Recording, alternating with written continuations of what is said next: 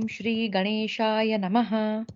ॐ श्री सरस्वत्यै नमः। ॐ श्री वेदव्यासाय नमः। नारायणं नमस्कृत्य नरं चैव नरोत्तमं देवीं सरस्वतीं व्यासं ततो जयमुदीरयेत्। द्रौपदी सत्यभामा संवाद पर्व त्रयस्त्रिंशदधिकद्विशततमोऽध्यायः। द्रौपदी का सत्यभामा को सती स्त्री के कर्तव्य की शिक्षा देना। वैशंपायन उवाच। वैशंपायन जी कहते हैं, जन्मेजय, जब महात्मा पांडव तथा ब्राह्मण लोग आसपास बैठकर धर्म की चर्चा कर रहे थे, उसी समय द्रौपदी और सत्यभामा भी एक ओर जाकर एक ही साथ सुखपूर्वक बैठी और अत्यंत प्रसन्नतापूर्वक परस्पर हास्य विनोद करने लगी। राजेंद्र, दोनों ने एक दूसरी को बहुत दिनों बाद देखा था, इसलिए परस्पर प्रिय लगने वाली बातें करती हुई वहां सुखपूर्वक बैठी रहीं। कुरुकुल और यदुकुल के संबंध रखने वाली अनेक विचित्र बातें उनकी चर्चा की विषय थी। भगवान श्री कृष्ण की प्यारी पटरानी सत्राजित कुमारी सुंदरी सत्यभामा ने एकांत में द्रौपदी से इस प्रकार पूछा। शुभे द्रुपद कुमारी, किस बर्ताव से तुम हृष्ट पुष्ट अंगों वाले तथा लोकपालों के समान वीर पांडवों के हृदय पर अधिकार रखती हो? किस प्रकार तुम्हारे वश में रहते हुए भी कभी तुम पर कुपित नहीं होते? प्रिय दर्शने, क्या कारण है कि पांडव सदा तुम्हारे अधीन रहते हैं और सबके सब तुम्हारे मुंह की ओर देखते रहते हैं? इसका यथार्थ रहस्य मुझे बताओ। पांचाल कुमारी कृष्णे, आज मुझे भी कोई ऐसा व्रत, तप, स्नान, मंत्र, औषध, विद्याशक्ति, मूल शक्ति, जड़ी बूटी का प्रभाव, जप, होम या दवा बताओ, जो यश और सौभाग्य की वृद्धि करने वाला हो तथा जिससे श्याम सुंदर सदा मेरे अधीन रहें। ऐसा कहकर यशस्विनी सत्यभामा चुप हो गई। तब पतिपरायणा महाभागा द्रौपदी ने उसे इस प्रकार उत्तर दिया। सत्य, तुम मुझसे जिसके विषय में पूछ रही हो वह साध्वी स्त्रियों का नहीं, दुराचारिणी और कुलटा स्त्रियों का आचरण है। सत्य, तुम मुझसे जिसके विषय में पूछ रही हो वह साध्वी स्त्रियों का नहीं, दुराचारिणी और कुलटा स्त्रियों का आचरण है। जिस मार्ग का दुराचारिणी स्त्रियों ने अवलंबन किया है, उसके विषय में हम लोग कोई चर्चा कैसे कर सकती हैं? इस प्रकार का प्रश्न अथवा स्वामी के स्नेह में संदेह करना तुम्हारे जैसी साध्वी स्त्री के लिए कदापि उचित नहीं है, क्योंकि तुम बुद्धिमती होने के साथ ही श्याम सुंदर की प्रियतमा पटरानी हो। जब पति को यह मालूम हो जाए कि उसकी पत्नी उसे वश में करने के लिए किसी मंत्र तंत्र अथवा जड़ी बूटी का प्रयोग कर रही है, तो वह उससे उसी प्रकार उद्विग्न हो उठता है जैसे अपने घर में घुसे हुए सर्प से लोग शंकित रहते हैं। उद्विग्न को शांति कैसी और अशांति को सुख कहाँ? अतः मंत्र तंत्र करने से पति अपनी पत्नी के वश में कदापि नहीं हो सकता। इसके सिवा ऐसे अवसरों पर धोखे से शत्रुओं द्वारा भेजी हुई औषधियों को खिलाकर कितनी ही स्त्रियां अपने पतियों को अत्यंत भयंकर रोगों का शिकार बना देती हैं। किसी को मारने की इच्छा वाले मनुष्य उसकी स्त्री के हाथ में यह प्रचार करते हुए विष दे देते हैं कि यह पति को वश में करने वाली जड़ी बूटी है। फिर से देखते हैं। इसके सिवा ऐसे अवसरों पर धोखे से शत्रुओं द्वारा भेजी हुई औषधियों को खिलाकर कितनी ही स्त्रियां अपने पतियों को अत्यंत भयंकर रोगों का शिकार बना देती है। किसी को मारने की इच्छा वाले मनुष्य उसकी स्त्री के हाथ में यह प्रचार करते हुए विष दे देते हैं कि यह पति को वश में करने वाली जड़ी बूटी है। उनके दिए हुए चूर्ण ऐसे होते हैं कि उन्हें पति यदा जिह्वा अथवा त्वचा से भी स्पर्श कर लें तो वे निस्संदेह उसी क्षण उसके प्राण ले लें। कितने ही स्त्रियों ने अपने पतियों को वश में करने की आशा से हानिकारक दवाएं खिलाकर उन्हें जलोदर और जलोदर और कोढ़ का रोगी, असमय ही वृद्ध, नपुंसक, अंधा, गूंगा और बहरा बना दिया है। इस प्रकार पापियों का अनुसरण करने वाली वे पापिनी स्त्रियां अपने पतियों को अनेक प्रकार की विपत्तियों में डाल देती हैं। अतः साध्वी स्त्री को चाहिए कि वह कभी किसी प्रकार भी पति का अप्रिय न करे। यशस्विनी सत्यभामे, मैं स्वयं महात्मा पांडवों के साथ जैसा बर्ताव करती हूँ, वह सब सच सच सुनाती हूँ, सुनो। मैं अहंकार और काम क्रोध को छोड़कर सदा पूरी सावधानी के साथ सब पांडवों की और उनकी अन्यान्य स्त्रियों की भी सेवा करती हूँ। अपनी इच्छाओं का दमन करके मन को अपने आप में ही समेटे हुए केवल सेवा की इच्छा से ही अपने पतियों का मन रखती हूँ। अहंकार और अभिमान को अपने पास नहीं फटकने देती। कभी मेरे मुख से कोई बुरी बात न निकल जाए, इसकी आशंका से सदा सावधान रहती हूँ। असभ्य की भांति कहीं खड़ी नहीं होती, निर्लज्ज की तरह सब ओर दृष्टि नहीं डालती, बुरी जगह पर नहीं बैठती, दुराचार से बचती तथा चलने फिरने में भी असभ्यता न हो जाए, इसके लिए सतत सावधान रहती हूँ। पतियों के अभिप्राय पूर्ण संकेत का सदैव अनुसरण करती हूँ। कुंती देवी के पांचों पुत्र ही मेरे पति हैं। वे सूर्य और अग्नि के समान तेजस्वी, चंद्रमा के समान आह्लाद प्रदान करने वाले, महारथी, दृष्टि मात्र से ही शत्रुओं को मारने की शक्ति रखने वाले तथा भयंकर बल पराक्रम एवं प्रताप से युक्त हैं। मैं सदा उन्हीं की सेवा में संलग्न रहती हूँ। देवता, मनुष्य, गंधर्व, युवक, बड़ी सज सज धज वाला बड़ी सज धज वाला धनवान अथवा परम सुंदर कैसा ही पुरुष क्यों न हो, मेरा मन पांडवों के सिवा और कहीं नहीं जाता।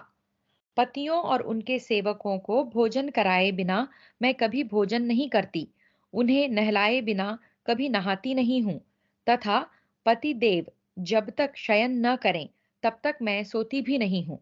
खेत से, वन से अथवा गांव से जब कभी मेरे पति घर पधारते हैं, उस समय मैं खड़ी होकर उनका अभिनंदन करती हूँ तथा आसन और जल अर्पण करके उनके स्वागत सत्कार में लग जाती हूँ तथा आसन और जल अर्पण करके उनके स्वागत सत्कार में लग जाती हूँ।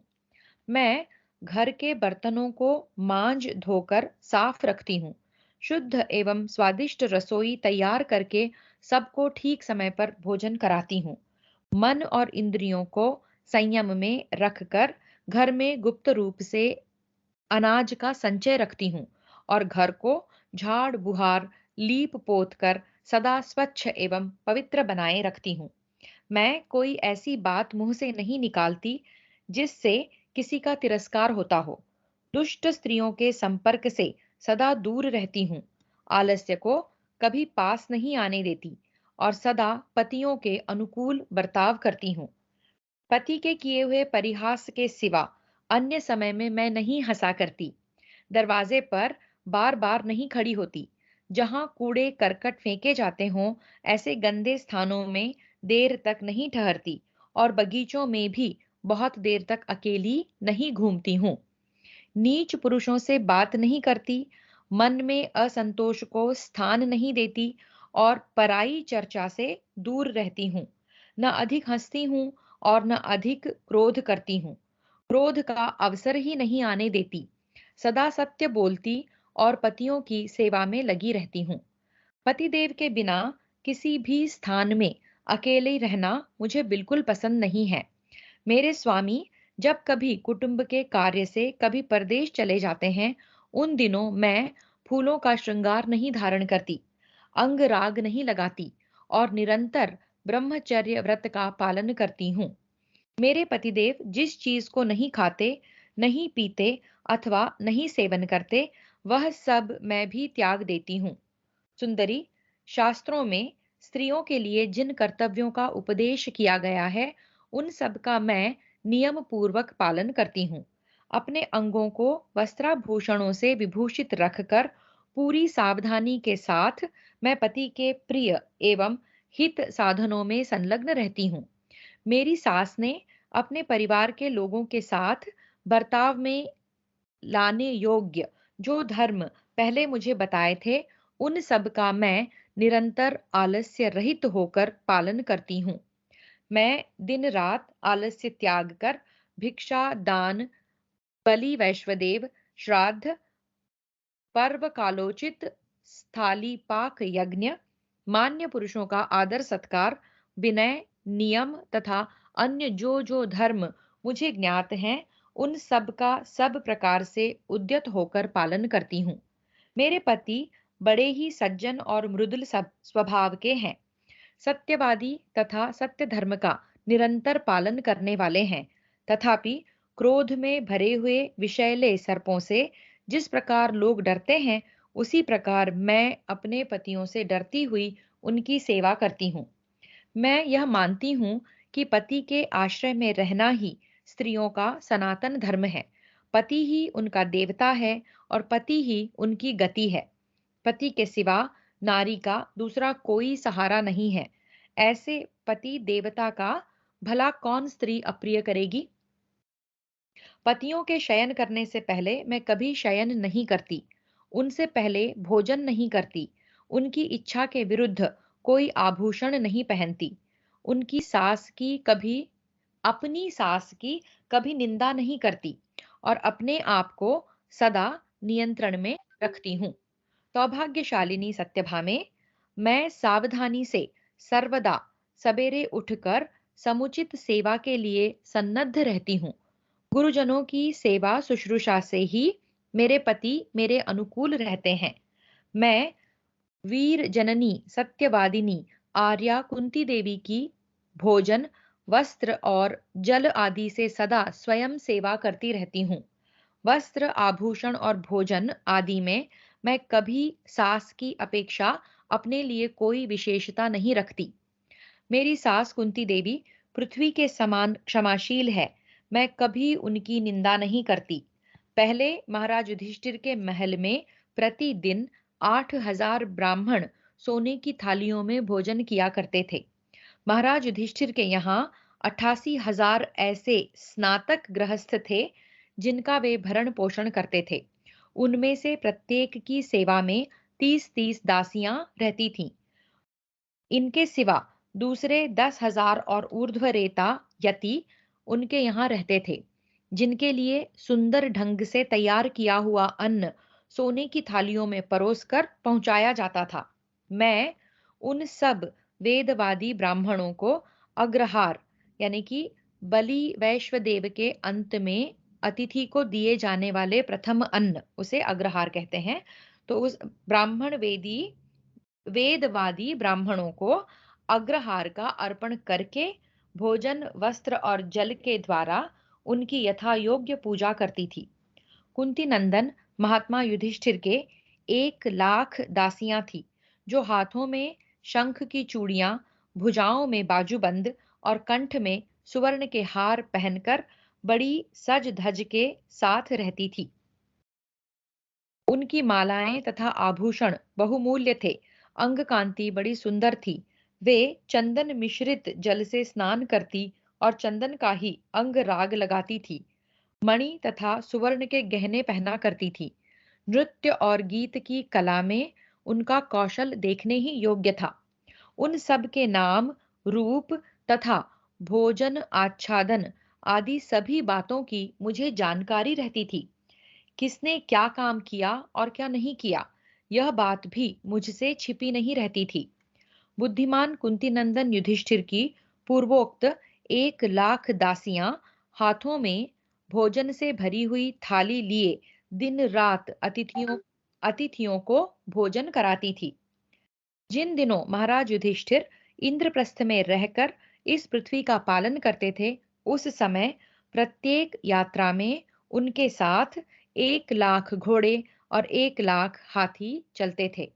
मैं ही उनकी गणना करती आवश्यक वस्तुएं देती और उनकी आवश्यकताएं सुनती थी।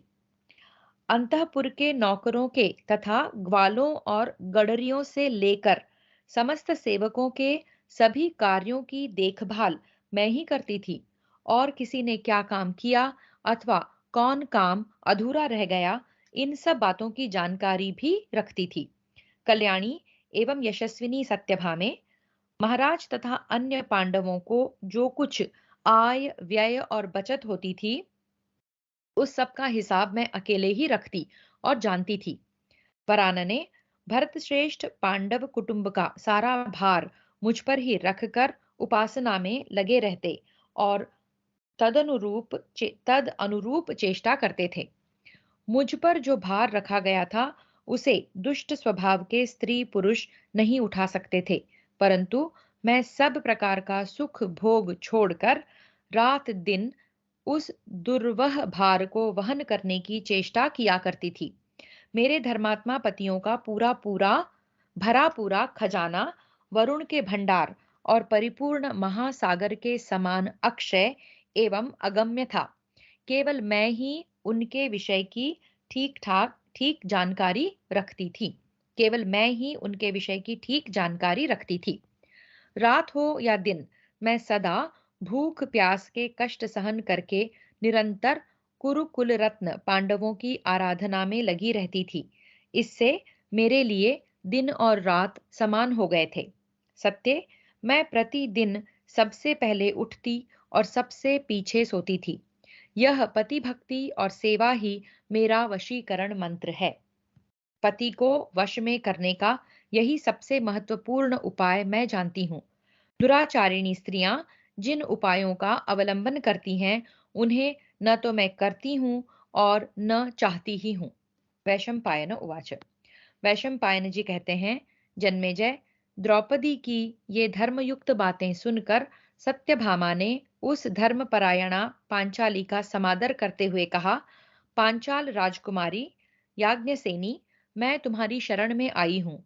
मैंने जो अनुचित प्रश्न किया है उसके लिए मुझे क्षमा कर दो। सखियों में परस्पर स्वेच्छापूर्वक ऐसी हास परिहास की बातें हो जाया करती हैं। इस प्रकार श्री महाभारत वन पर्व के अंतर्गत द्रौपदी सत्यभामा संवाद पर्व में 233वां अध्याय पूरा हुआ। तो यहाँ हमने देखा कि जब पांडव तरह-तरह की कथाएं सुन रहे थे, कार्तिकेय की कथा और बाकी की कथाएं सुन रहे थे, उस समय सत्यभामा भी जो श्री कृष्ण के साथ आई थी, वो और द्रौपदी आपस में कुछ वार्तालाप कर रहे थे, और उस वार्तालाप के दौरान सत्यभामा ने द्रौपदी से ये प्रश्न पूछा था कि तुम अपने 5 पतियों को कैसे वश में रखती हो? क्या तुम्हारे पास कोई वशीकरण मंत्र, जाप या कुछ जड़ी बूटी खिलाने का या कोई औषधि इस तरह का अ, कोई साधन है? तब द्रौपदी सत्यभामा को उत्तर देती है और हमने ये उत्तर विस्तार से सुना। आगे चलते हैं। चतुस्त्रिंशदधिक द्विशततमोऽध्यायः। पतिदेव को अनुकूल करने का उपाय, पति की अनन्य भाव से सेवा। द्रौपद्युवाच। द्रौपदी बोली, सखी, मैं स्वामी के मन का आकर्षण करने के लिए तुम्हें एक ऐसा मार्ग बता रही हूँ जिसमें भ्रम अथवा छल कपट के लिए तनिक भी स्थान नहीं है। यदि तुम यथावत रूप से इसी पथ पर चलती रहोगी तो स्वामी के चित्त को अपनी सौतों से हटाकर अपनी ओर अवश्य खींच सकोगी। सत्य, स्त्रियों के लिए देवताओं सहित संपूर्ण लोकों में पति के समान दूसरा कोई देवता नहीं है। पति के प्रसाद से नारी की संपूर्ण कामनाएं पूर्ण हो सकती हैं, और यदि पति ही कुपित हो जाए तो वह नारी की सभी आशाओं को नष्ट कर सकता है। सेवा द्वारा प्रसन्न किए हुए पति से स्त्रियों को उत्तम संतान, भांति भांति के भोग, शैया, आसन, सुंदर दिखाई देने वाले वस्त्र, माला, सुगंधित पदार्थ, स्वर्गलोक तथा महान यश की प्राप्ति होती है। सखी, इस जगत में कभी सुख के द्वारा सुख नहीं मिलता। पतिव्रता स्त्री दुख उठाकर ही सुख पाती है। तुम सौहार्द, प्रेम, सुंदर वेशभूषा धारण, सुंदर आसन समर्पण, सुंदर आसन समर्पण, मनोहर पुष्पमाला, उदारता, सुगंधित द्रव्य एवं व्यवहार कुशलता से श्याम सुंदर की निरंतर आराधना करती रहो। उनके साथ ऐसा बर्ताव करो जिससे वे यह समझकर कि सत्यभामा को मैं ही अधिक प्रिय हूं, तुम्हें ही हृदय से लगाया करें। जब महल के द्वार पर पधारे हुए प्राणवल्लभ का स्वर सुनाई पड़े, तब तुम उठकर घर के आंगन में आ जाओ और उनकी प्रतीक्षा में खड़ी रहो। जब देखो कि वे भीतर आ गए, तब तुरंत आसन और पाद्य के द्वारा उनका यथावत पूजन करो।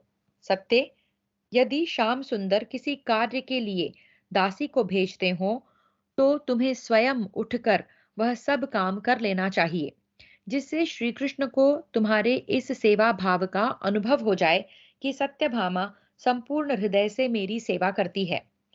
तुम्हारे पति तुम्हारे निकट जो भी बात कहें, वह छिपाने योग्य न हो तो भी तुम्हें उसे गुप्त ही रखना चाहिए। अन्यथा तुम्हारे मुख से उस बात को सुनकर यदि कोई सौत उसे श्याम सुंदर के सामने कह दे, तो इससे उनके मन में तुम्हारी ओर से विरक्ति हो सकती है। पतिदेव के जो प्रिय, अनुरक्त एवं हितैषी सुहृद हों, उन्हें तरह तरह के उपायों से खिलाओ पिलाओ, तथा जो उनके शत्रु, उपेक्षणीय और अहितकारक हों, अथवा जो उनसे छल कपट करने के लिए उद्युत रहते हों, उनसे सदा दूर रहो। दूसरे पुरुषों के समीप घमंड और प्रमाद का परित्याग करके मौन रहकर अपने मनोभाव को प्रकट न होने दो। कुमार प्रद्युम्न और सांब यद्यपि तुम्हारे पुत्र हैं, तथापि तुम्हें एकांत में कभी उनके पास भी नहीं बैठना चाहिए। अत्यंत ऊंचे कुल में उत्पन्न और पापाचार से दूर रहने वाली सती स्त्रियों के साथ ही तुम्हें सखी भाव स्थापित करना चाहिए। जो अत्यंत क्रोधी, नशे में चूर रहने वाली, अधिक खाने वाली, चोरी की लत रखने वाली, दुष्ट और चंचल स्वभाव की स्त्रियां हों, उन्हें दूर से ही त्याग देना चाहिए। तुम बहुमूल्य हार, आभूषण और अंगराग धारण करके पवित्र सुगंधित वस्तुओं से सुवासित हो अपने प्राण वल्लभ श्याम सुंदर श्री कृष्ण की आराधना करो। इससे तुम्हारे यश और सौभाग्य की वृद्धि होगी, तुम्हारे मनोरथ की सिद्धि तथा शत्रुओं का नाश होगा। इस प्रकार श्री महाभारत वन पर्व के अंतर्गत द्रौपदी सत्यभामा संवाद पर्व में द्रौपदी द्वारा स्त्री कर्तव्य कथन विषयक 234वां अध्याय पूरा हुआ। तो यहाँ द्रौपदी सत्यभामा को कृष्ण के साथ किस तरह व्यवहार करना चाहिए, किस तरह एक पति परायणा स्त्री बनकर रहना चाहिए, कैसे पुरुषों से और कैसे स्त्रियों से मित्रता नहीं रखनी चाहिए, और किस तरह अपने पति की बताई हुई बात को गुप्त ही रखना चाहिए, इस तरह के कुछ बातें बता रही है द्रौपदी सत्यभामा को। पंचत्रिंशदधिक द्विशततमोऽध्यायः। सत्यभामा का द्रौपदी को आश्वासन देकर श्री कृष्ण के साथ द्वारका को प्रस्थान। वैशंपायन उवाच। वैशंपायन जी कहते हैं, जन्मेजय, उस समय भगवान श्री कृष्ण मार्कंडेय आदि ब्रह्मर्षियों तथा महात्मा पांडवों के साथ अनुकूल बातें करते हुए कुछ काल तक वहां रहकर द्वारका जाने को उद्युत हुए। मधुसूदन केशव ने उन सब से यथावत वार्तालाप के अनंतर विदा लेकर रथ पर चढ़ने की इच्छा से सत्यभामा को बुलाया। तब सत्यभामा वहां द्रुपद कुमारी से गले मिलकर अपने हार्दिक भाव के अनुसार एकाग्रता पूर्वक मधुर वचन बोली। सखी कृष्णे, तुम्हें राज्य के लिए चिंतित और व्यथित नहीं होना चाहिए। तुम इस प्रकार रात रात भर जागना छोड़ दो। तुम्हारे देवतुल्य पतियों द्वारा जीती हुई इस पृथ्वी का राज्य तुम्हें अवश्य प्राप्त होगा। श्याम लोचने, तुम्हें जैसा क्लेश सहन करना पड़ा है, वैसा कष्ट तुम्हारे जैसी सुशीला तथा श्रेष्ठ लक्षणों वाली देवियां अधिक दिनों तक नहीं भोगा करती हैं। मैंने महात्माओं से सुना है कि तुम अपने पतियों के साथ निश्चय ही इस पृथ्वी का निर्द्वंद्व तथा निष्कंटक राज्य भोगोगी। द्रुपद कुमारी, तुम शीघ्र ही देखोगी कि धृतराष्ट्र के पुत्रों को मारकर और पहले के वैर का भरपूर बदला चुकाकर तुम्हारे पतियों ने विजय पाई है और इस पृथ्वी पर महाराज युधिष्ठिर का अधिकार हो गया है। तुम्हारे वन जाते समय अभिमान से मोहित हो कुरुकुल की जिन स्त्रियों ने तुम्हारी हंसी उड़ाई थी, उनकी आशाओं पर पानी फिर जाएगा और तुम उन्हें शीघ्र ही दुरावस्था में पड़ी हुई देखोगी। कृष्णे, तुम दुख में पड़ी हुई थी, उस दशा में जिन लोगों ने तुम्हारा अप्रिय किया है, उन सब को तुम यमलोक में गया हुआ ही समझो।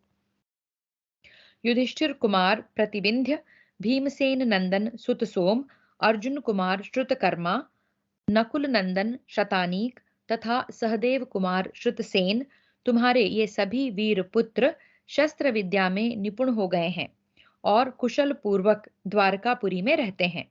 वे सब के सब अभिमन्यु की भांति बड़ी प्रसन्नता के साथ वहां रहते हैं। द्वारका में उनका मन बहुत लगता है। सुभद्रा देवी तुम्हारी ही तरह इन सब के साथ सब प्रकार से प्रेम पूर्ण बर्ताव करती हैं। वे किसी के प्रति भेदभाव न रखकर उन सब के प्रति निश्चल स्नेह रखती है। वे उन बालकों के दुख से ही दुखी और उन्हीं के सुख से सुखी होती है। प्रद्युम्न की माताजी भी उनकी सब प्रकार से सेवा और देखभाल करती हैं। श्याम सुंदर अपने भानु आदि पुत्रों से भी बढ़कर तुम्हारे पुत्रों को मानते हैं। मेरे श्वशुर जी प्रतिदिन इनके भोजन वस्त्र आदि की समुचित व्यवस्था पर दृष्टि रखते हैं। बलराम जी आदि सभी अंधक वंशी तथा वृष्णि वंशी यादव उनकी सुख सुविधा का ध्यान रखते हैं। भामिनी, उन सब का और प्रद्युम्न का भी तुम्हारे पुत्रों पर समान प्रेम है। इस प्रकार हृदय को प्रिय लगने वाले सत्य एवं मन के अनुकूल वचन कहकर श्री कृष्ण महिषी सत्यभामा ने अपने स्वामी के रथ की ओर जाने का विचार किया और द्रौपदी की परिक्रमा की। तदनंतर भामिनी सत्यभामा श्री कृष्ण के रथ पर आरूढ़ हो गई। यदुश्रेष्ठ श्री कृष्ण ने मुस्कुराकर द्रौपदी को सांत्वना दी और उसे लौटाकर शीघ्रगामी घोड़ों द्वारा अपनी पुरी द्वारका को प्रस्थान किया। इस प्रकार श्री महाभारत वन पर्व के अंतर्गत द्रौपदी सत्यभामा संवाद पर्व में श्री कृष्ण का द्वारका को प्रस्थान विषयक 235वां अध्याय पूरा हुआ। घोष यात्रा पर्व षट्त्रिंशदधिकद्विशततमोऽध्यायः। पांडवों का समाचार सुनकर धृतराष्ट्र का खेद और चिंतापूर्ण उद्गार। जन्मेजय उवाच। जन्मेजय ने पूछा, मुने, इस प्रकार वन में रहकर सर्दी गर्मी हवा और धूप का कष्ट सहने के कारण जिनके शरीर अत्यंत कृश हो गए थे, उन नरश्रेष्ठ पांडवों ने पवित्र द्वैत वन में पूर्वोक्त सरोवर के पास पहुंचकर फिर कौन सा कार्य किया? वैशंपायन उवाच। वैशंपायन जी बोले, राजन, उस रमणीय सरोवर पर आकर पांडवों ने वहां आए हुए जनक समुदाय को विदा कर दिया और अपने रहने के लिए कुटी बनाकर वे आसपास के रमणीय वनों, पर्वतों तथा नदी के तट प्रदेशों में विचरने लगे। इस तरह वन में रहते हुए उन वीर शिरोमणि पांडवों के पास बहुत से स्वाध्यायशील वेदवेत्ता तथा पुरातन तपस्वी ब्राह्मण आते थे और वे नरश्रेष्ठ पांडव उनकी यथोचित सेवा पूजा करते थे। तदनंतर किसी समय कथा वार्ता में कुशल एक ब्राह्मण उस वन्य भूमि में पांडवों के पास आया और उनसे मिलकर वह घूमता घामता अकस्मात राजा धृतराष्ट्र के दरबार में जा पहुंचा। कुरुकुल में श्रेष्ठ एवं वयोवृद्ध राजा धृतराष्ट्र ने उसका बहुत आदर सत्कार किया। जब वह आसन पर बैठ गया, तब महाराज के पूछने पर युधिष्ठिर, भीमसेन, अर्जुन तथा नकुल सहदेव के समाचार सुनाने लगा। उसने बताया, इस समय पांडव हवा और गर्मी आदि का कष्ट सहन करने के कारण अत्यंत क्रुश हो गए हैं, भयंकर दुख के मुंह में पड़ गए हैं, और वीर पत्नी द्रौपदी भी अनाथ की भांति सब ओर से क्लेश ही क्लेश भोग रही है। ब्राह्मण की यह बात सुनकर विचित्र वीर्य नंदन राजा धृतराष्ट्र दया से द्रवित हो बहुत दुखी हो गए। जब उन्होंने सुना कि राजा के पुत्र और पौत्र होकर भी पांडव इस प्रकार दुख की नदी में डूबे हुए हैं, तब उनका हृदय करुणा से भर आया और वे लंबी लंबी सांसें खींचते हुए इस किसी प्रकार धैर्य धारण करके सब कुछ अपनी ही करतूत का परिणाम समझकर यूं बोले, अहो, जो मेरे सभी पुत्रों में बड़े तथा सत्यवादी, पवित्र और सदाचारी हैं, तथा जो पहले रंकू मृग के यानी कि नरम रौओं से बने हुए बिछौनों पर सोया करते थे, वे अजात शत्रु धर्मराज युधिष्ठिर आजकल भूमि पर कैसे शयन करते होंगे, जिन्हें कभी मागधों और सूतों का समुदाय प्रतिदिन स्तुति पाठ करके जगाता था, जो साक्षात इंद्र के समान तेजस्वी और पराक्रमी हैं, वे ही राजा युधिष्ठिर निश्चय ही अब भूमि पर सोते और पक्षियों के कलरव सुनकर रात के पिछले पहर में जागते होंगे। भीमसेन का शरीर हवा और धूप का कष्ट सहन करने से अत्यंत दुर्बल हो गया होगा। उनका अंग अंग क्रोध से कांपता और फड़कता होगा। वे द्रौपदी के सामने कैसे धरती पर शयन करते होंगे। उनका शरीर ऐसा कष्ट भोगने योग्य नहीं है।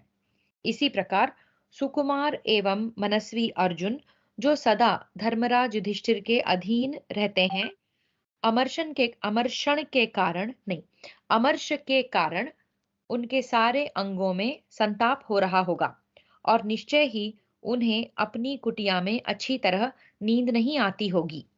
अर्जुन का तेज बड़ा ही भयंकर है।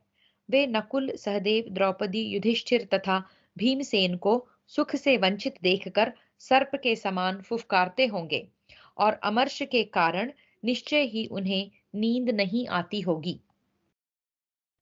इसी प्रकार सुख भोगने के योग्य नकुल और सहदेव का भी सुख छिन गया है। वे दोनों भाई स्वर्ग के देवता अश्विनी कुमारों की भांति रूपवान हैं। वे भी निश्चय ही अशांत भाव से सारी रात जागते हुए भूमि पर सोते होंगे। धर्म और सत्य ही उन्हें तत्काल आक्रमण करने से रोके हुए हैं। धर्म और सत्य ही उन्हें तत्काल आक्रमण करने से रोके हुए हैं। जो बल में वायु के समान हैं, वायु देवता के ही अत्यंत बलवान पुत्र हैं, वे भीमसेन भी अपने बड़े भाई के द्वारा धर्म के बंधन में बांध लिए गए हैं। निश्चय ही इसीलिए चुपचाप लंबी सांसें खींचते हुए वे क्रोध को सहन करते हैं। रणभूमि में भीमसेन दूसरों की अपेक्षा सदा अधिक पराक्रमी सिद्ध होते हैं। वे मेरे पुत्रों के वध की कामना करते हुए धरती पर करवटें बदल रहे होंगे। सत्य और धर्म ने ही उन्हें रोक रखा है, अतः वे भी अवसर की ही प्रतीक्षा कर रहे हैं। अजात शत्रु युधिष्ठिर को जुए में छल पूर्वक हरा दिए जाने पर दुशासन ने जो कड़वी बातें कही थी, वे भीमसेन के शरीर में घुसकर जैसे आग तृण और काष्ठ के समूह को जला डालती है, उसी प्रकार उन्हें दग्ध कर रही होंगी। धर्मपुत्र युधिष्ठिर मेरे अपराध पर ध्यान नहीं देंगे। अर्जुन भी उन्हीं का अनुसरण करेंगे, परंतु इस वनवास से भीमसेन का क्रोध तो उसी प्रकार बढ़ रहा होगा जैसे हवा लगने से आग धधक उठती है। उस क्रोध से जलते हुए वीरवर भीमसेन हाथ से हाथ मिला मल कर इस प्रकार अत्यंत भयंकर गर्म गर्म सांस खींच रहे होंगे, मानो मेरे इन पुत्रों और पौत्रों को अभी भस्म कर डालेंगे। गांडीवधारी अर्जुन तथा भीमसेन जब क्रोध में भर जाएंगे, उस समय यमराज और काल के समान हो जाएंगे। वे रणभूमि में विद्युत के समान चमकने वाले बाणों की वर्षा करके शत्रु सेना में से किसी को भी जीवित नहीं छोड़ेंगे। दुर्योधन, शकुनी, सूतपुत्र कर्ण तथा दुशासन ये बड़े ही मूढ़ बुद्धि हैं, क्योंकि जुए के सहारे दूसरे के राज्य का अपहरण कर रहे हैं। ये अपने ऊपर आने वाले संकट को नहीं देखते हैं। इन्हें वृक्ष की शाखा से टपकता हुआ केवल मधु ही दिखाई देता है। वहां से गिरने का जो भारी भय है, उधर उनकी दृष्टि नहीं है। मनुष्य शुभ और अशुभ कर्म करके उसके स्वर्ग नरक रूप फल की प्रतीक्षा करता है। वह उस फल से विवश होकर मोहित होता है। ऐसी दशा में मूढ़ पुरुष का उस मोह से कैसे छुटकारा हो सकता है? मैं सोचता हूँ कि अच्छी तरह जोते हुए खेत में बीज बोया जाए तथा ऋतु के अनुसार ठीक समय पर वर्षा भी हो, फिर भी उसमें फल न लगे, तो इसमें प्रारब्ध के अतिरिक्त अन्य किसी कारण की सिद्धि कैसे की जा सकती है? द्यूत प्रेमी शकुनी ने जुआ खेलकर कदापि अच्छा नहीं किया। साधुता में लगे हुए युधिष्ठिर ने भी जो उसे तत्काल नहीं मार डाला, यह भी अच्छा नहीं किया। इसी प्रकार कुपुत्र के वश में पड़कर मैंने भी कोई अच्छा काम नहीं किया। इसी का फल है कि यह कौरवों का अंतकाल आ पहुंचा है। निश्चय ही बिना किसी प्रेरणा के भी हवा चलेगी ही। जो गर्भिणी है वह समय पर अवश्य ही बच्चा जनेगी। दिन के आदि में रजनी का नाश, रजनी यानी रात, दिन के आदि में रजनी का नाश अवश्यंभावी है तथा रात्रि के प्रारंभ में दिन का भी अंत होना निश्चित है। इसी प्रकार पाप का फल भी किसी के टाले नहीं टल सकता। यदि यह विश्वास हो जाए तो हम लोभ के वश होकर न करने योग्य काम क्यों करें और दूसरे भी क्यों करें, एवं बुद्धिमान मनुष्य भी उपार्जित धन का दान क्यों न करे। अर्थ के उपयोग का समय प्राप्त होने पर यदि उसका सदुपयोग न किया जाए तो वह अनर्थ का हेतु हो जाता है। अतः विचार करना चाहिए कि उस धन का सदुपयोग क्यों नहीं होता और कैसे हो। यदि प्राप्त हुए धन का यथावत वितरण न किया जाएगा तो वह कच्चे घड़े में रखे हुए जल की भांति चूकर व्यर्थ नष्ट क्यों न होगा। यह सोचकर उसकी रक्षा करना ही कर्तव्य है। यह सोचकर उसकी रक्षा करना ही कर्तव्य है। यदि यथा योग्य विभाजन के द्वारा धन की रक्षा न की जाए तो वह सैकड़ों प्रकार से बिखर जाएगा। जगत में किए हुए कर्म फल का नाश नहीं होता, यह निश्चित है। इससे यही सिद्ध होता है कि उसका यथा योग्य वितरण कर देना ही उचित है। देखो, अर्जुन में कितनी शक्ति है। वे वन से भी इंद्रलोक को चले गए और वहां से चारों प्रकार के दिव्यास्त्र सीख कर पुनः इस लोक में लौट आए। सदेह स्वर्ग में जाकर कौन मनुष्य इस संसार में पुनः लौटना चाहेगा? अर्जुन के पुनः मर्त्यलोक में लौटने का कारण इसके सिवा दूसरा नहीं है कि ये बहुसंख्यक कौरव काल के वशीभूत हो मृत्यु के निकट पहुंच गए हैं। अर्जुन इनकी इस अवस्था को अच्छी तरह देख रहे हैं। सव्यसाची अर्जुन अद्वितीय धनुर्धर हैं। उनके इस गांडीव धनुष का वेग भी बड़ा भयानक है। और अब जो अर्जुन को वे दिव्यास्त्र भी प्राप्त हो गए हैं अब तो अर्जुन को वे दिव्यास्त्र भी प्राप्त हो गए हैं। इस समय इन तीनों के सम्मिलित तेज को यहाँ कौन सह सकता है? एकांत में कही हुई राजा धृतराष्ट्र की उपर्युक्त सारी बातें सुनकर सुबल पुत्र शकुनी ने दुर्योधन और कर्ण के पास जाकर ज्यों की त्यों कह सुनाई। इससे मंदमती दुर्योधन उदास एवं चिंतित हो गया। इस प्रकार श्री महाभारत वन पर्व के अंतर्गत घोष यात्रा पर्व में धृतराष्ट्र के खेद युक्त वचन से संबंध रखने वाला 236वां अध्याय पूरा हुआ। तो यहाँ धृतराष्ट्र को जो इंफॉर्मेशन मिलती है पांडवों के बारे में कि वो वन में कितने कृश हो गए हैं, कमजोर हो गए हैं और किस तरह द्रौपदी भी दुखी है, वहां रहती है। तो धृतराष्ट्र को अब थोड़ी थोड़ी क्लैरिटी आ रही है, कुछ समझ में आ रहा है कि आगे क्या होने वाला है। Let's just look at it that way. आगे चलते हैं। सप्तत्रिंशदधिक द्विशततमोऽध्यायः। शकुनी और कर्ण का दुर्योधन की प्रशंसा करते हुए उसे वन में पांडवों के पास चलने के लिए उभारना। वैशंपायन उवाच। वैशंपायन जी कहते हैं, जन्मेजय, धृतराष्ट्र के पूर्वोक्त वचन सुनकर उस समय कर्ण सहित शकुनी ने अवसर देखकर दुर्योधन से इस प्रकार कहा, भरत नंदन, तुमने अपने पराक्रम से पांडव वीरों को देश निकाला देकर वनवासी बना दिया। अब तुम स्वर्ग में इंद्र की भांति अकेले ही इस पृथ्वी का राज्य भोगो। राजन, पर्वत, वन, उद्यान एवं स्थावर जंगमों सहित यह सारी समुद्र पर्यना पृथ्वी आज तुम्हारे अधिकार में है। नरेश्वर, पूर्व, दक्षिण, पश्चिम और उत्तर दिशा के सभी राजाओं को तुम्हारे लिए करदाता बना दिया है। राजन, जो दीप्तिमती श्री पहले पांडवों की सेवा करती थी, वही आज भाइयों सहित तुम्हारे अधिकार में आ गई है। महाराज, इंद्रप्रस्थ में जाने पर युधिष्ठिर के यहाँ हम लोग जिस राजलक्ष्मी को प्रकाशित होते देखते थे, वही आज तुम्हारे यहाँ उभासित होती दिखाई देती है। राजेंद्र, तुम्हारे शत्रु शीघ्र ही शोक से दीन दुर्बल हो गए हैं। महाबाहो, तुमने राजा युधिष्ठिर से इस लक्ष्मी को अपने बुद्धि बल से छीन लिया है, अतः अब तुम्हारे यहाँ यह प्रकाशित होती सी दिखाई दे रही है। शत्रु वीरों का संहार करने वाले महाराज, इसी प्रकार सब राजा अपने को किंकर बताते हुए आपकी आज्ञा के अधीन रहते हैं।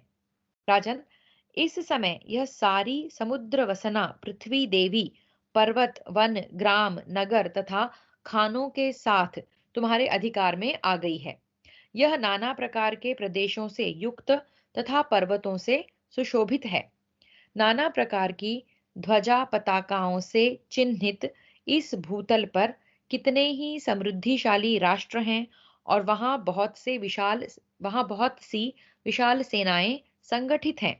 राजन, तुम अपने पुरुषार्थ से द्विजों द्वारा सम्मानित तथा राजाओं द्वारा पूजित होकर स्वर्ग एवं देवताओं में अंशुमाली सूर्य की भांति इस भूतल पर प्रकाशित हो रहे हो।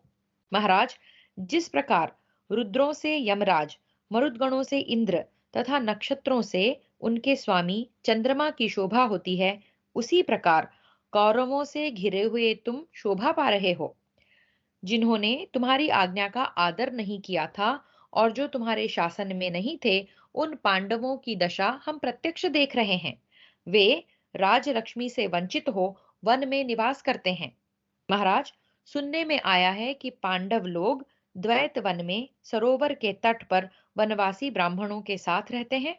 महाराज, तुम उत्कृष्ट राजलक्ष्मी से सुशोभित होकर वहां चलो और जैसे सूर्य अपने तेज से जगत को संतप्त करते हैं, उसी प्रकार पांडुपुत्रों को संताप दो। इस समय तुम राजा के पद पर प्रतिष्ठित हो और पांडव राज्य से भ्रष्ट हो गए हैं। तुम श्री संपन्न हो और वे श्रीहीन हैं। तुम समृद्धिशाली हो और वे निर्धन हो गए हैं। नरेश्वर, तुम इसी दशा में चलकर पांडवों को देखो।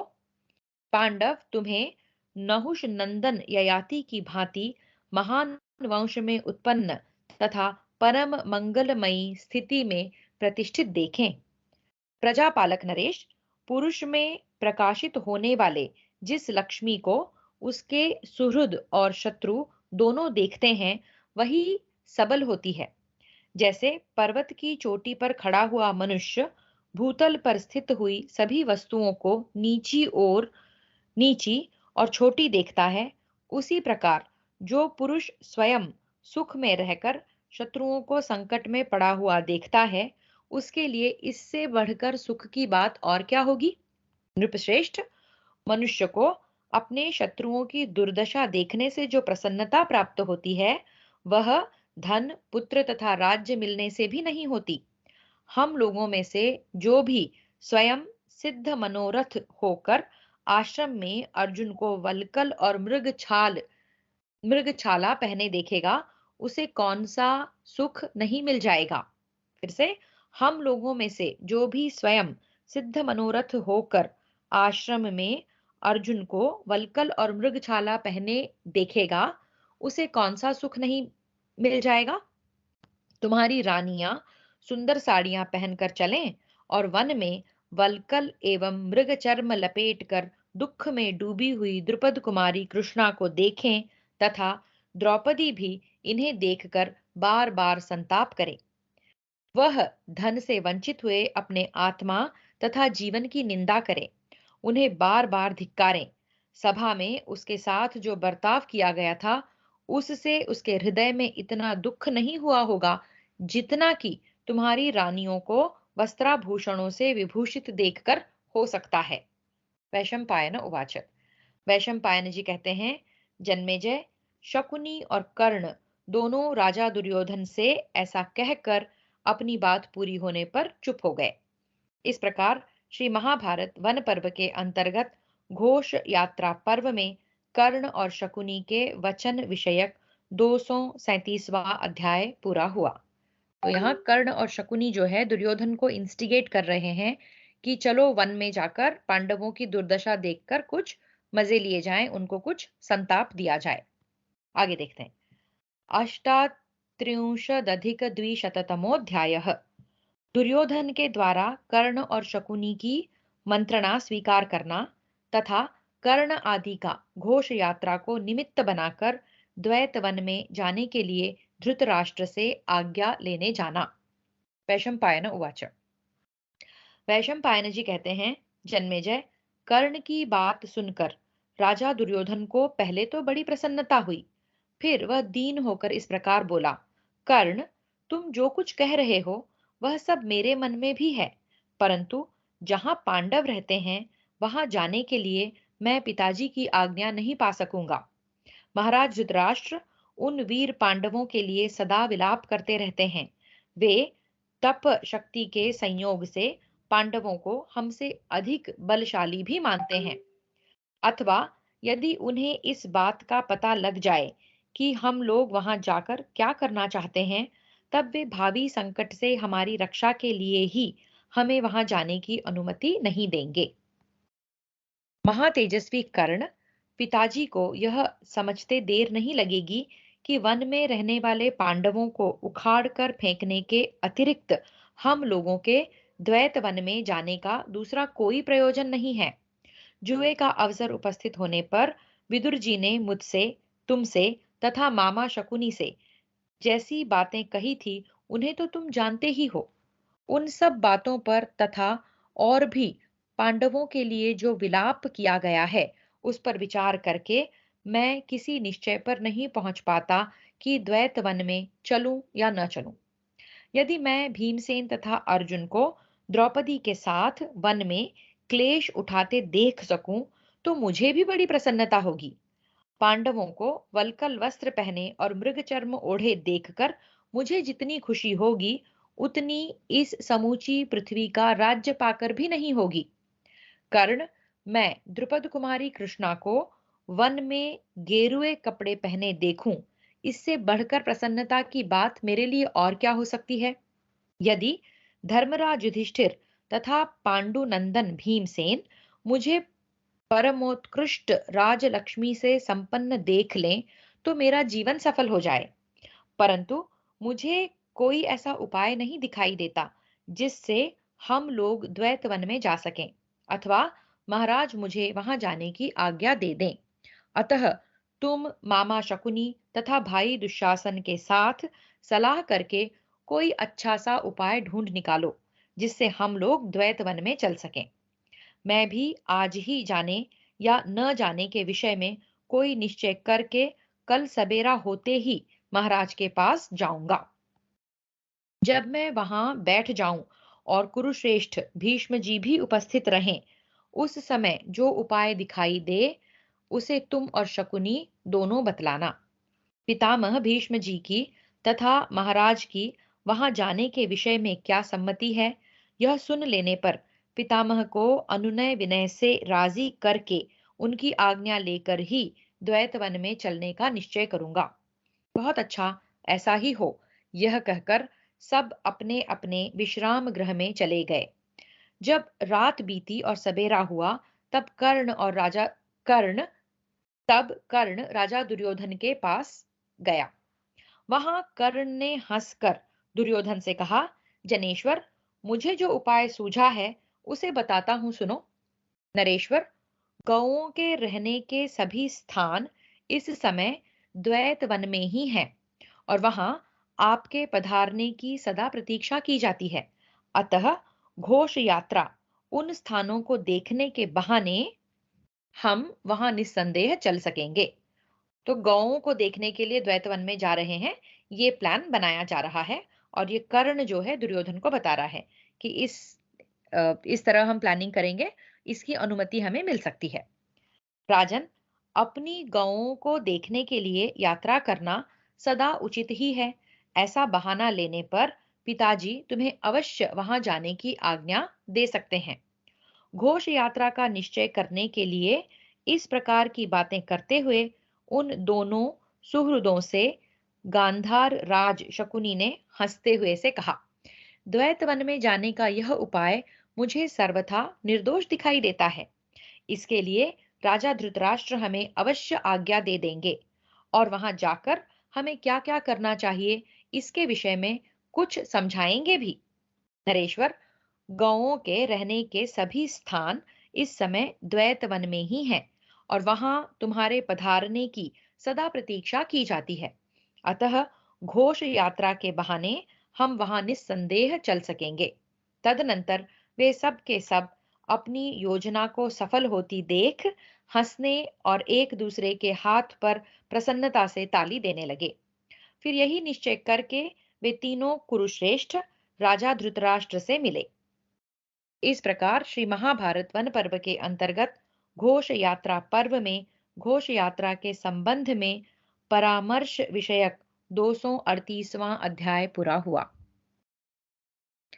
अब कर्ण, शकुनी और दुर्योधन जो है राजा धृतराष्ट्र के पास जा रहे हैं ताकि वो द्वैत वन में जाकर पांडवों को कुछ संताप दे सकें। इसकी आज्ञा लेने के लिए गौओं को देखने का बहाना बनाकर। एकोनचत्वारिंशदधिकद्विशततमोऽध्यायः। कर्ण आदि के द्वारा द्वैत वन में जाने का प्रस्ताव, राजा धृतराष्ट्र की अस्वीकृति, शकुनी का समझाना, धृतराष्ट्र का अनुमति देना तथा दुर्योधन का प्रस्थान। वैशंपायन उवाच। वैशंपायन जी कहते हैं, भरत नंदन जन्मेजय, तदनंतर वे सब लोग राजा धृतराष्ट्र से मिले। उन्होंने राजा की कुशल पूछी तथा राजा ने उनकी। उन लोगों ने समंग नामक एक ग्वाले को पहले से ही सिखा पढ़ाकर ठीक कर लिया था। उसने राजा धृतराष्ट्र की सेवा में निवेदन किया कि महाराज, आजकल आपकी गौएं समीप ही आई हुई हैं। जन्मेजय, इसके बाद कर्ण और शकुनी ने राजाओं में श्रेष्ठ जननायक धृतराष्ट्र से कहा, गुरुराज, इस समय हमारी गौओं के स्थान रमणीय प्रदेशों में हैं।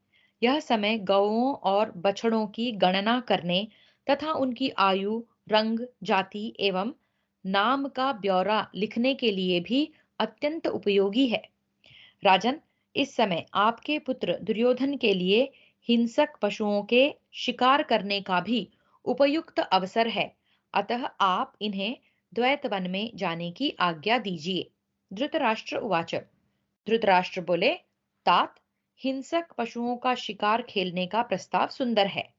गौओं की देखभाल का काम भी अच्छा ही है, परंतु ग्वालों की बातों पर विश्वास नहीं करना चाहिए।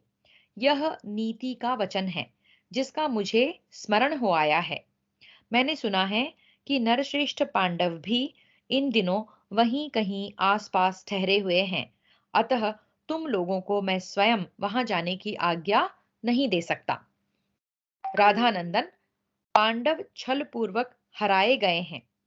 महान वन में रहकर उन्हें बड़ा कष्ट भोगना पड़ा है। वे निरंतर तपस्या करते रहे हैं और वह विशेष शक्ति संपन्न हो गए हैं। महारथी तो वे हैं ही। तो यहाँ वो कर्ण को एड्रेस करके बोल रहे हैं। राधानंदन कर्ण के लिए उपयोग किया गया है।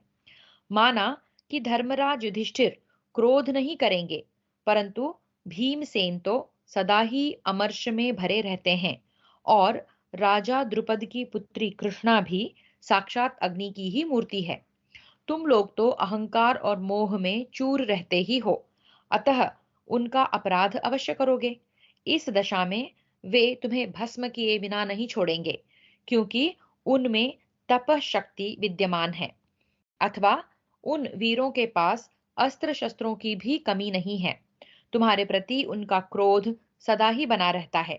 वे तलवार बांधे सदा एक साथ रहते हैं, अतः वे अपने शस्त्रों के तेज से भी तुम्हें दग्ध कर सकते हैं।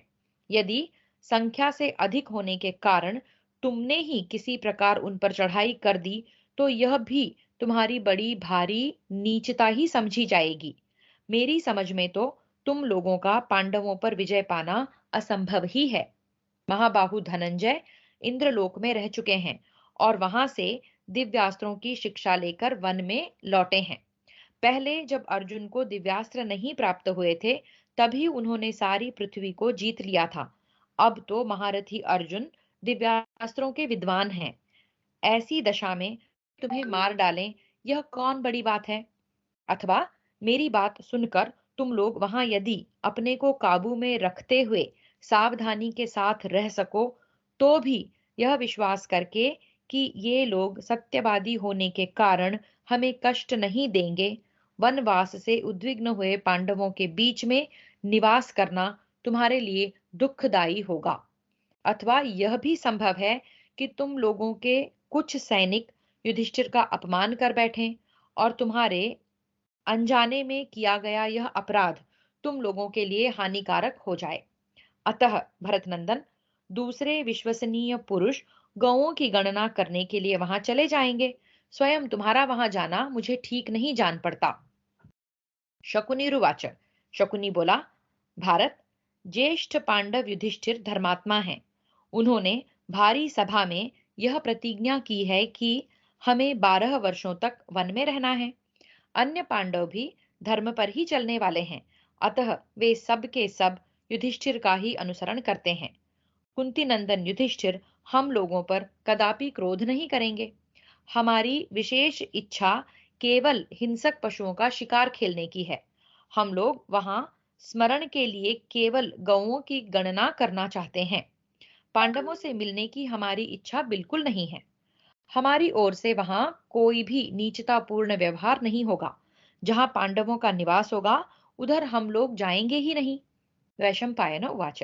वैशंपायन जी कहते हैं, जन्मेजय, शकुनी के ऐसा कहने पर राजा धृतराष्ट्र ने इच्छा न होते हुए भी मंत्रियों सहित दुर्योधन को वहां जाने की आज्ञा दे दी। धृतराष्ट्र की आज्ञा पाकर गांधारी पुत्र भरत श्रेष्ठ दुर्योधन कर्ण और विशाल सेना के साथ नगर से बाहर निकला। आज्ञा पाकर गांधारी पुत्र भरत श्रेष्ठ दुर्योधन कर्ण और विशाल सेना ये सब नगर से बाहर निकले। दुशासन, बुद्धिमान शकुनी, अन्यान्य भाइयों सहित सहस्त्रों स्त्रियों से घिरे हुए दुर्योधन ने वहां से प्रस्थान किया। द्वैत वन नामक सरोवर तथा वन को देखने के लिए यात्रा करने वाले महाबाहु दुर्योधन के पीछे समस्त पुरवासी भी अपनी स्त्रियों को साथ लेकर गए। दुर्योधन के साथ 8,000 रथ, 30,000 हाथी, कई हजार पैदल और 9,000 घोड़े गए। बोझ ढोने के लिए सैकड़ों छकड़े, दुकानें तथा वेशभूषा की सामग्रियां भी साथ चली। वणिक, बंदीजन तथा आखेट प्रिय मनुष्य सैकड़ों हजारों की संख्या में साथ गए। राजन, राजा दुर्योधन के प्रस्थान काल में बड़े जोर का कोलाहल हुआ, मानो वर्षा काल में प्रचंड वायु का भयंकर शब्द सुनाई दे रहा हो। नगर से 2 कोस दूर जाकर राजा दुर्योधन ने पड़ाव डाल दिया। फिर वहां से समस्त वाहनों के साथ द्वैतवन एवं सरोवर की ओर प्रस्थान किया। इस प्रकार श्री महाभारत वन पर्व के अंतर्गत घोष यात्रा पर्व में दुर्योधन प्रस्थान विषयक 239वां अध्याय पूरा हुआ। हरि ओम।